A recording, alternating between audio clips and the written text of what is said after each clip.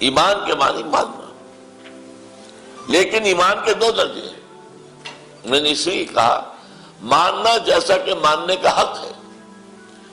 ایمان کا ایک درجہ یہ کہ آپ نے زبان سے مان لیا، ایک درجہ وہ ہے کہ دل میں یقین ہو گیا۔ اس میں زمین و آسمان کا فرق ہے۔ عشق تاب صبوری 1000 فرسنگست، 1000 میل کا فاصلہ ہے۔ اقرار باللسان و تصدیق بالقلب۔ اگر آپ کو بچپن میں والدین نے یاد کرائے ہوں، وہ 6 کلمے یاد کراتے تھے، کم سے کم میرے بچپن کی حد تک تو یہ روایت موجود تھی، اور یہ کہ ساتھ ایمان مجمل کیا ہے، ایمان مفسر کیا ہے۔ ایمان مجمل کے الفاظ اگر یاد ہو، آمنت باللہ کما ہوا باسمائہ و صفاتہ وقبلت جمیع احکامہ، اقرار باللسان و تصدیق بالقلب۔ یہ دو پہلو ہیں قرآن ایمان کے۔ زبان سے اقرار، یہ ہمیں مسلمان بنا دیتا ہے۔ اشہد ان لا الہ الا اللہ و اشہد ان محمد رسول اللہ، جو کہے، ہندو ہو، پارسی ہو، سکھ ہو، عیسائی ہو، یہودی ہو، فوراً مسلمان ہو گیا۔ لیکن مومن ہونے کے لیے اس پر یقین کی ضرورت ہے، دل کے اندر یقین۔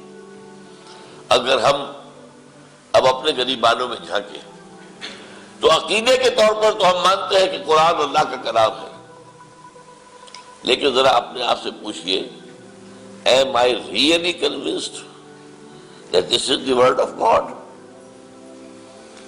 جھانکیے اپنے اندر، کیا یقین ہے؟ اگر یقین ہو تو کیا آپ اپنی بہترین صلاحیتیں اس کو سمجھنے کے لیے نہیں لگائیں گے؟ ظاہر بات ہے کہ آدمی ہر شے سے میکسیمم فائدہ اٹھانا چاہتا ہے، تو قرآن سے میکسیمم فائدہ کیوں نہ اٹھائیں؟ اس کا پڑھنا، اس کا سمجھنا، اس کا سیکھنا، اس کے معنی، اس پر عمل، یہ سارے کام ہوں گے اگر دل میں یقین ہو کہ یہ اللہ کا کلام ہے۔ اور اگر یہ یقین نہیں ہے، عقیدہ تو ہے تو مسلمان تو ہے، لیکن عقیدے کی حد تک اگر ہے صرف، تو ظاہر بات ہے اس کا حق اگلا ادا آپ نہیں کر سکتے۔ تو پہلی بات یہ ہے کہ قرآن کو ماننا کہ یہ اللہ کا کلام ہے، اور دل کی گہرائیوں سے اس پر یقین ہونا۔ تو اب یہاں سوال پیدا ہو جاتا ہے کہ یقین کیسے حاصل ہو؟ دیکھیے اقبال نے جو اس کے لیکچرز ہے reconstruction of religious thought in Islam, اس میں بڑا بنیادی نقطہ ایک بیان کیا ہے کہ جیسے ہمارا ایک ایکسٹرنل ایکسپیرینس ہوتا ہے، سینس آرگن سے ہم انفارمیشن دیتے ہیں اور وہ ہمارے دماغ کے کمپیوٹر کو فیڈ ہوتا ہے، اسی طرح ایک انٹرنل ایکسپیرینس بھی ہے۔ تو جہاں تک ایکسٹرنل ایکسپیرینس کا تعلق ہے، ہر شخص واقف ہے، لیکن انٹرنل ایکسپیرینس سے ہم واقف نہیں۔ تو یوں سمجھئے اگر کوئی شخص اس نے کبھی چینی چکھی نہیں ہے، یہ بھی کہہ رہا ہے کہ چینی میٹھی ہوتی ہے، وہ بھی کہہ رہا ہے، وہ بھی کہہ رہا ہے، وہ بھی کہہ رہا ہے، سب کہہ رہے ہیں، تو کیا سمجھے گا؟ بھائی میٹھی ہوگی، جب اتنے لوگ کہہ رہے ہیں تو خام خواہ کائے کو جھوٹ بولیں گے، ہوگی میٹھی۔ لیکن جب آپ چکھ لیں تو معلوم ہوگا میٹھی ہے۔ یہ ہوگی اور ہے کے درمیان زمین و آسمان کا فرق ہے۔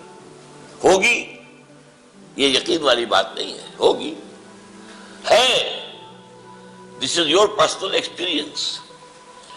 اسی طریقے سے قرآن مجید کو پڑھیں، اور پڑھیں اس طرح سے جو میں بعد میں بیان کروں گا کیسے پڑھیں۔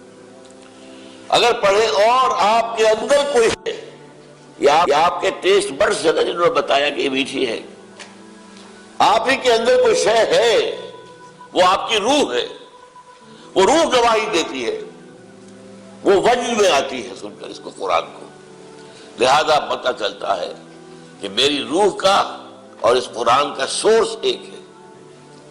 روح بھی اللہ کے پاس سے آئی ہے، یسألونک عن الروح قل الروح من امر ربی، اور یہ کلام ربانی بھی وہیں سے آیا ہے۔ تو معلوم ہوا کہ یہ سورس روح گواہی دے کہ ہاں یہ اللہ کا کلام ہے۔ یہ ہے جو ہمارا انٹرنل ایکسپیرینس ہے قرآن کے بارے میں۔ لیکن یہ ہوگا کیسے؟ جبکہ قرآن کو پڑھے جیسے کہ پڑھنے کا حق ہے۔